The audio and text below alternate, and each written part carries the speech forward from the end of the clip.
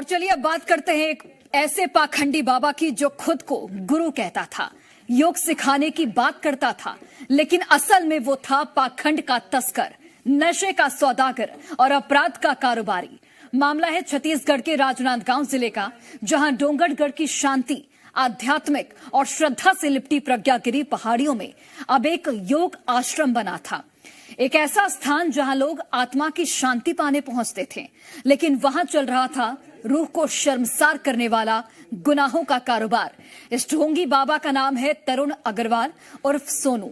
बाहर से योग गुरु दिखता था, लेकिन अंदर से था एक ऐसा भेड़िया जो मासूम युवाओं को अपनी आध्यात्मिक बातों में फंसाकर उन्हें नशा, तस्करी और सेक्स टॉयज की अंधी दुनिया में धकेल रहा था। जब पुलिस को आश्रम की हरकतों पर शक हुआ तो छापेमार कार्रवाई की गई और उस छापे में जो कुछ मिला उसने प्रज्ञागिरी की पवित्र मिट्टी को शर्मिंदा कर दिया है। नशे का जखीरा, विदेशों से मंगवाए गए सेक्स टॉयज, संदिग्ध दस्तावेज और तमाम ऐसी चीजें जिनका ध्यान और योग से लेना देना उतना ही है जितना पाप का मंदिर से।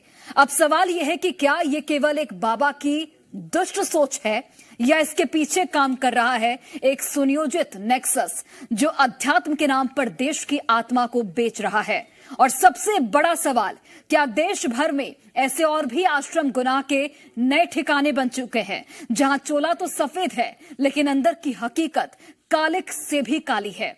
फिलहाल जांच जारी है, लेकिन इस घटना ने एक बार फिर नकली बाबाओं के ढोंग की पोल खोल कर रख दी है।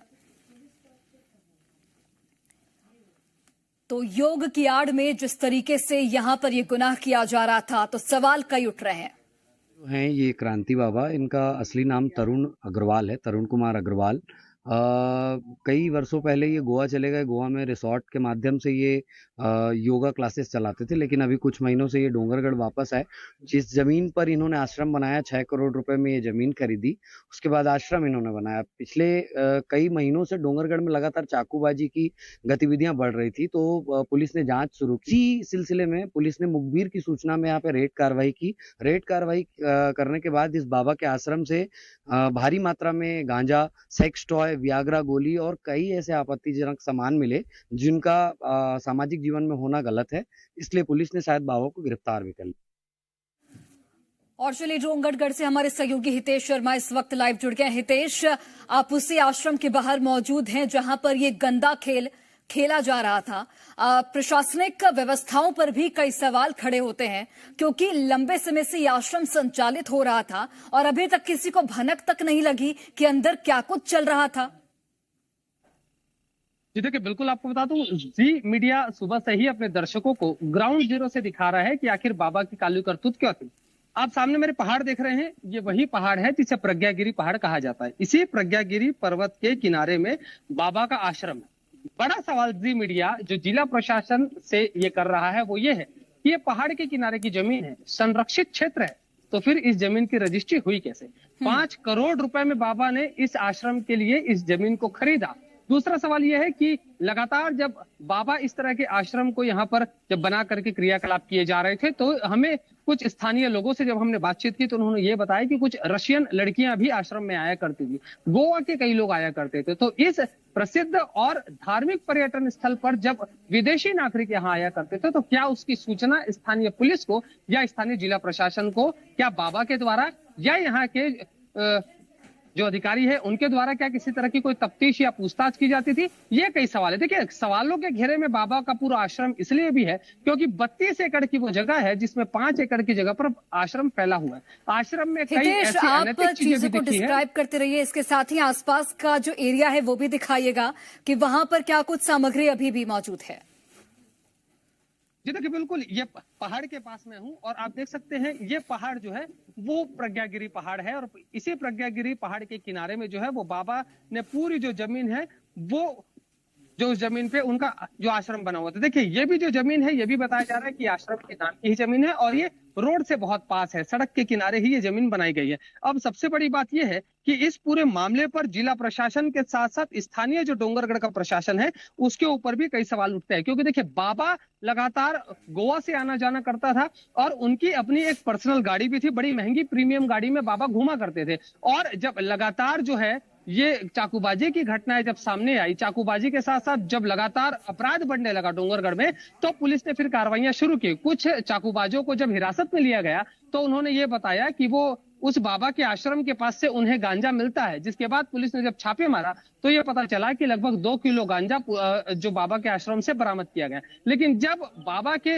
रहस्य लोक के अंदर पुलिस और जिला प्रशासन की टीम दाखिल हुई तो वो भी हैरान रह गई, क्योंकि बाबा का जो आश्रम था वो पूरी तरह से ऐशो आराम से भरपूर था। आप और हम तो सादा पानी पीते हैं, नल का पानी पीते हैं, मिनरल वाटर जो पिया जाता है वो बहुत नॉमिनल कीमत का होता है, लेकिन बाबा जो पानी पीता था वो हिमालयन कंपनी का गुलाबी ढक्कन वाला पानी होता था, जो कि बहुत महंगा मिलता है। डोंगरगढ़ जैसी छोटी जगह पे यदि बाबा इतनी अय्याशी और साजो सामान और ऐशो आराम के साथ रहता था तो सबसे बड़ा सवाल यही उठता है कि आखिर डोंगरगढ़ जैसे पवित्र धाम में, पवित्र धर्म नगरी में बाबा इस तरह से गंदगी मचाने का काम कर रहा था और यहाँ के स्थानीय प्रशासन को इसकी भनक तक नहीं थी। हितेश, सवाल ये भी उठता है कि क्या सिर्फ बाबा की एक करतूत हो सकती है?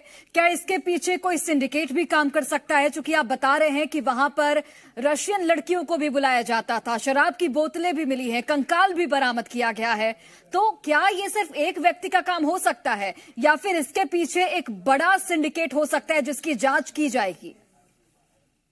जी देखिए, बिल्कुल बाबा चूंकि कई ट्रस्ट भी चलाता है और बताया जा रहा है कि लगभग 10 ऐसे एनजीओ है जिसका बाबा जो है जिसका मुख्य ट्रस्टी है। अब सबसे बड़ा सवाल यह है कि वो 10 एनजीओ आखिर है कहां? हाँ। जब लगातार जी मीडिया ग्राउंड जीरो से रिपोर्टिंग कर रहा था तो हमें अपडेट एक अपने दर्शकों को और बता दूं, जो मैंने पहले भी बताया कि अब छत्तीसगढ़ की पुलिस गोवा की पुलिस से संपर्क कर रही है। ये पतासाजी की जा रही है कि आखिर ये जो बाबा था ये गोवा में कौन से स्थान पर इसके और भी आश्रम है और ऐसे कितने आश्रम इस बाबा ने पूरे छत्तीसगढ़ के अलावा गोवा में बना रखे हैं। चूंकि बाबा जो है उनकी पैदाइश डोंगरगढ़ की ही है, राजनांदगांव जिले में पड़ता है डोंगरगढ़, और ये 10वीं और 12वीं की परीक्षा देने के बाद बाबा जो है वो भागकर गोवा चले गए। गोवा में लगातार लंबे समय से वहीं थे और अचानक जब एक दिन बाबा यहाँ प्रकट हुए तो गेरुआ वस्त्र, बड़ी बड़ी जटाएं और बड़ी बड़ी दाढ़ी के साथ साथ नाक पर नथुनी पहन के जब बाबा यहाँ आए तब फिर उन्होंने बताया कि वो योग गुरु है और अंतरराष्ट्रीय योग गुरु है, वो इंटरनेशनल लेवल पर वो योगा सिखाते हैं। इतना ही नहीं, बाबा अब तक 100 से ज्यादा देशों की यात्रा कर चुके हैं। अपडेट रिपीट कर रहा हूं, 100 से ज्यादा देशों की यात्रा अब तक बाबा कर चुके हैं।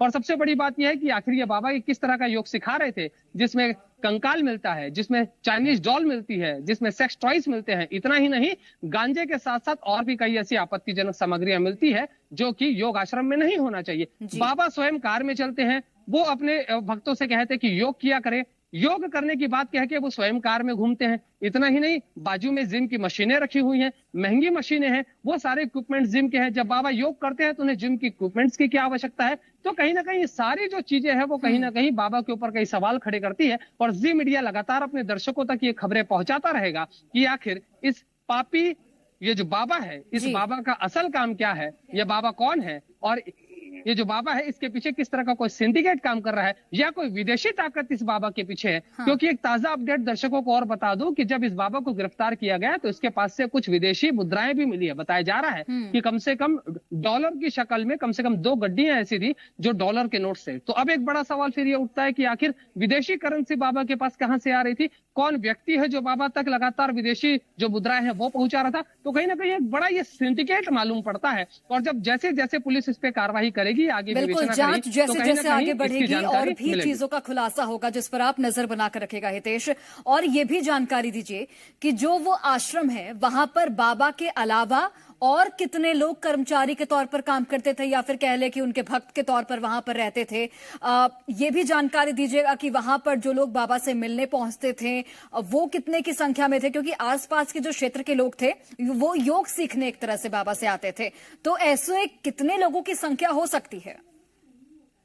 जी देखिए, बताया जा रहा है कि बाबा के आश्रम लगभग रोजाना 10 से 12 लोग हमेशा जाया करते हैं, लेकिन ये लोकल लोग नहीं है, ये यहाँ के स्थानीय नागरिक नहीं है, ये बाहर के हुआ करते हैं। क्योंकि देखिए डोंगरगढ़ की जो सीमा है वो महाराष्ट्र से लगती है, तो कुछ महाराष्ट्र के लोग आया करते थे। बताया जाता है कि गोंदिया, आमगांव और नागपुर के कई ऐसे भक्त हैं, रसूखदार भक्त हैं, जो कि बाबा के आश्रम आया करते थे। वो लोग बाबा को कई प्रकार की एक मोटी डोनेशन के तौर पे उनको डोनेशन भी दिया करते थे। इसके अलावा वो जो क्षेत्र है, जिस क्षेत्र में बाबा ने आश्रम बनाया है, वो क्षेत्र बड़ा रहस्यमय क्षेत्र है। क्योंकि देखिए वो पहाड़ के एकदम किनारे है, और पहाड़ के किनारे होने के कारण पहुंच मार्ग बहुत आसान नहीं है। तो पहुंच मार्ग आसान होने के कारण, चूंकि वहां लाइट्स वगैरह भी नहीं लगी है, सड़कें वगैरह नहीं बनी है, तो पहुंच मार्ग आसान नहीं होने के कारण स्थानीय लोग वहां बहुत ज्यादा नहीं जाया करते थे। क्योंकि बाबा स्थानीय निवासी है, डोंगरगढ़ का ही रहने वाला है, तो बहुत सारे लोग उन्हें जानते थे। तरुण अग्रवाल उनका नाम है, और प्यार से उनके पुकार का नाम सोनू हुआ करता था। तो अब सबसे बड़ी बात यह है कि इस पूरे मामले पर जो है, अभी बाबा के रहस्य लोक का जब हमने जो अवलोकन किया, हमने जब पूरी तरह से मुआयना किया, तो ये भी देखा